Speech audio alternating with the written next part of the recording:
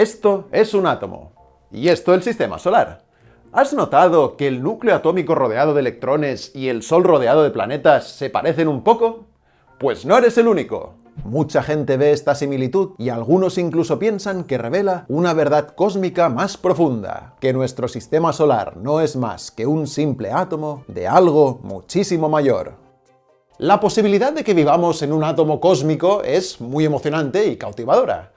Pero si te gusta un poco la física, ya habrás visto que este supuesto parecido tiene algunos agujeros.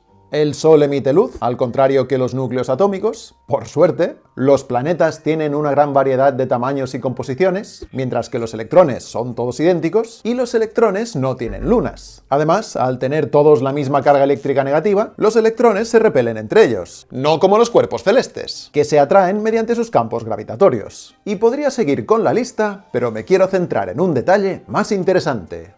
Si la física te gusta un poco más, verás un detalle que desmonta cualquier parecido entre los átomos y el sistema solar. ¿Lo tienes? ¡Exacto! Hace un siglo que sabemos que los átomos no son así. Pero entonces, ¿qué aspecto tiene un átomo realmente? ¿Y por qué nos siguen enseñando este átomo falso en el colegio? Para entenderlo, vamos al microscopio. ¡Au!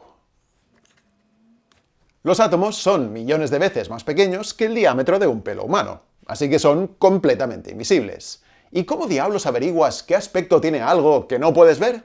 Pues, ¿te lo imaginas? No, en serio. Observas cómo se comporta la materia, dibujas un modelo del átomo que crees que puede explicar tus observaciones y lo pones a prueba mediante experimentos. Si tu modelo no se ajusta a la realidad, te tocará volver al punto de partida y modificarlo. Y cuanto mejor prediga los resultados tu modelo nuevo y más incógnitas resuelva, más te irás acercando al aspecto real del átomo. Eso sí, los primeros modelos atómicos iban bastante mal encaminados.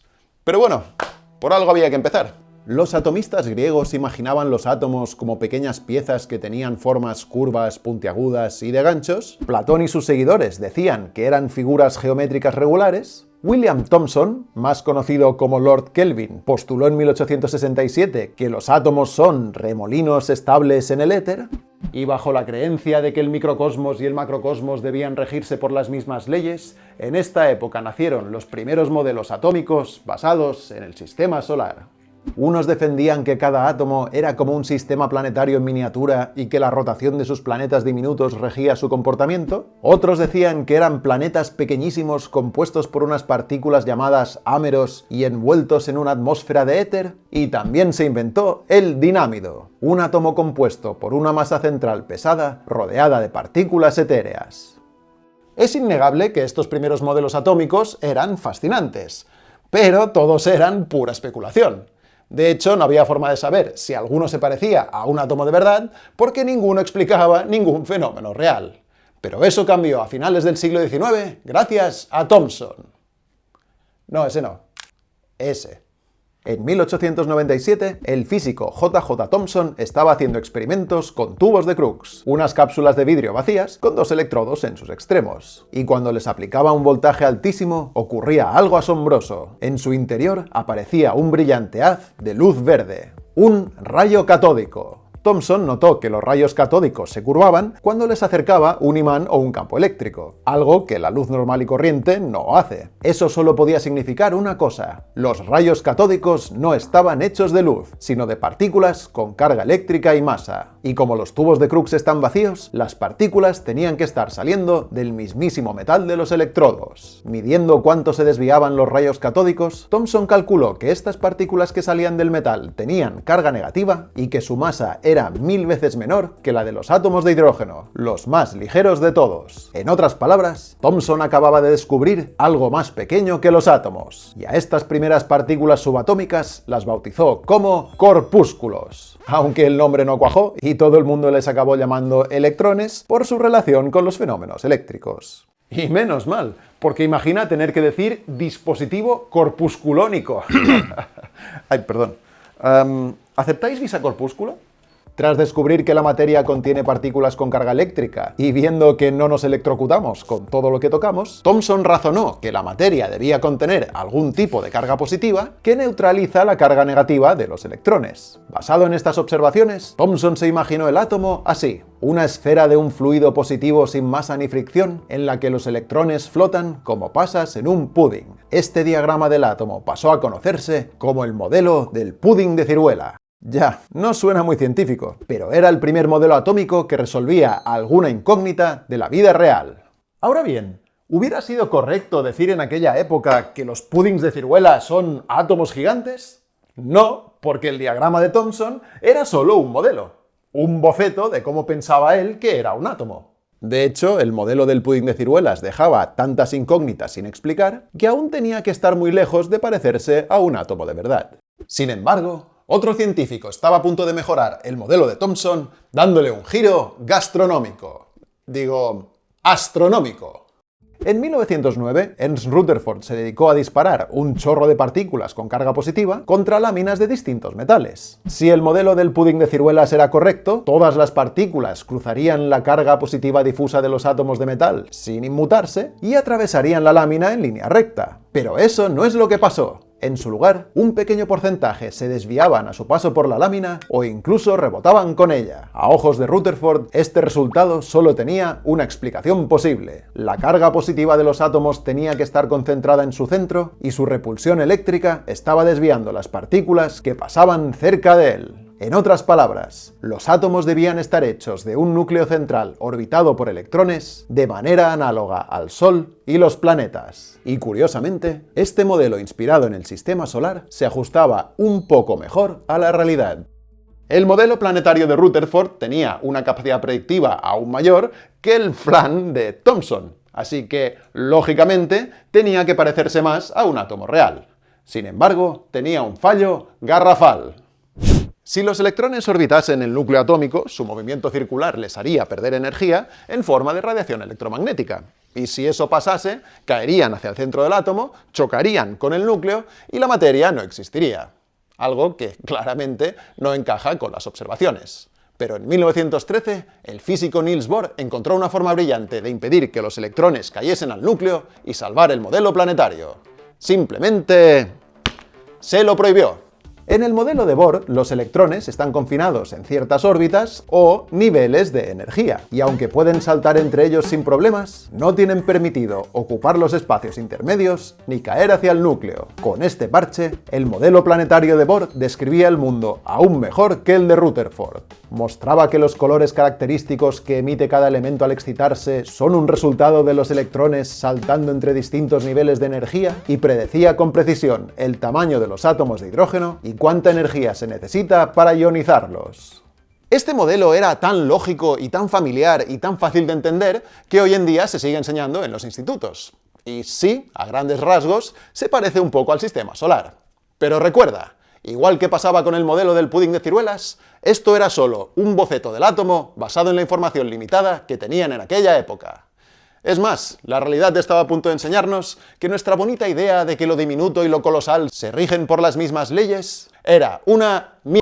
A escalas cósmicas, el universo es muy intuitivo. Da igual si hablamos de un planeta, una estrella o una galaxia. Todos los cuerpos celestes interactúan entre ellos a través de la gravedad. Y en cualquier momento podemos observarlos, medir su posición y su velocidad y predecir dónde estarán en el futuro. Pero a nivel subatómico, toda esa lógica se desmorona. Los experimentos con partículas de los años 20, como el de la doble rendija, nos revelaron que los electrones no son bolitas sólidas como los planetas. En su lugar, cada electrón forma una especie de nube incierta de carga eléctrica y no sabemos dónde está en ningún momento dado. Solo podemos calcular dónde es más probable encontrarlo. Y además no se manifiesta en una posición concreta hasta que algo interactúa con él. Ah, y por si esto fuera poco, la geometría de la nube de cada electrón varía según el nivel energético que ocupe. Este quebradero de cabeza es el modelo mecánico cuántico del átomo, y no es obra de un único científico, sino de varias de las mentes más brillantes del siglo XX. ¿Y sabéis qué? Que contra todo pronóstico, esta visión del átomo que la mente humana apenas puede concebir, describe la realidad infinitamente mejor que cualquier otro modelo. El modelo cuántico explica todo lo anterior y muchísimos fenómenos más. Revela por qué los elementos siguen ciertos patrones en la tabla periódica y cómo se enlazan los átomos entre ellos, y también predice la forma y las propiedades de las moléculas resultantes con una precisión asombrosa. Es más, sin el modelo mecánico cuántico del átomo, jamás habríamos desarrollado muchas tecnologías modernas, como la electrónica, los láseres, la resonancia magnética y la computación cuántica. Y ahora viene lo más alucinante. En 2013, unos científicos iluminaron con 2 láseres un chorro de átomos de hidrógeno. De esta manera, la función de onda de cada átomo se colapsaba y obtenían una foto de su electrón en una de sus posibles posiciones. Y así, combinando incontables imágenes, lograron reconstruir la forma de la nube estadística del único electrón de los átomos de hidrógeno. Y su forma coincide perfectamente con lo que predice el modelo mecánico cuántico. Esta foto de los electrones está muy bien, pero ¿qué hay del pobre núcleo atómico? ¿Qué pinta tiene el centro del átomo?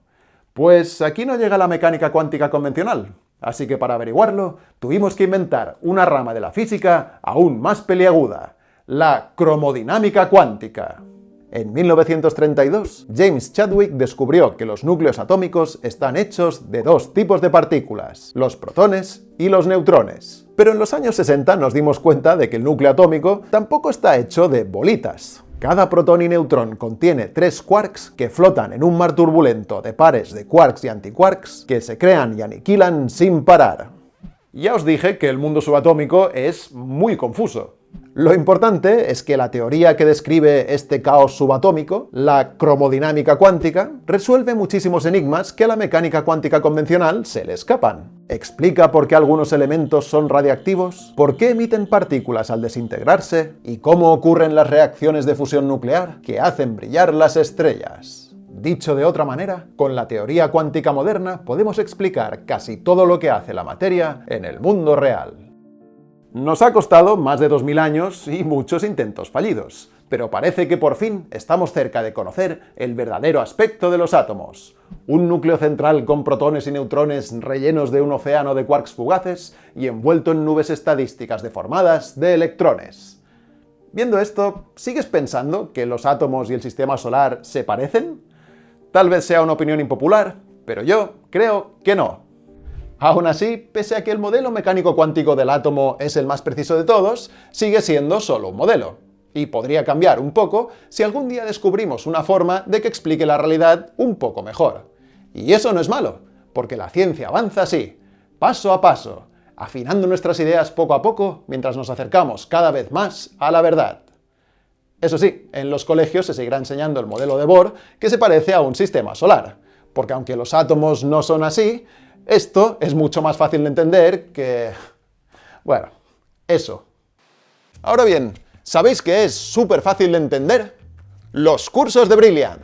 Brilliant es una plataforma que ofrece decenas de cursos de una gran variedad de temáticas científicas, como programación, geometría, estadística o matemáticas. Pero aquí no encontrarás las típicas charlas aburridas de varias horas. Con Brilliant, aprender conceptos complicados es más fácil que nunca gracias a su lenguaje sencillo, gráficos interactivos y desafíos. Un enfoque muy efectivo con el que es muy fácil convertir aprender en una rutina diaria. Por ejemplo, hasta hace poco, todo lo que hacen los ordenadores me parecía básicamente magia negra, pero con el curso de circuitos de Brilliant lo estoy entendiendo rápidamente y sin esfuerzo. Si te gustaría unirte a Brilliant, ahora puedes probarlo durante 30 días de manera gratuita y obtener un 20% de descuento exclusivo en su plan anual. Solo tienes que entrar en brilliant.com/ciencia de sofá o escanear el código QR que aparece en pantalla.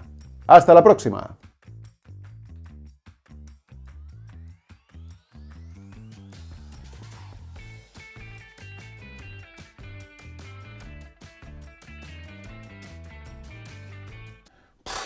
Justo he ido a pillar una cana, tío. Miriam, ven, mira. Soy un viejo oficialmente.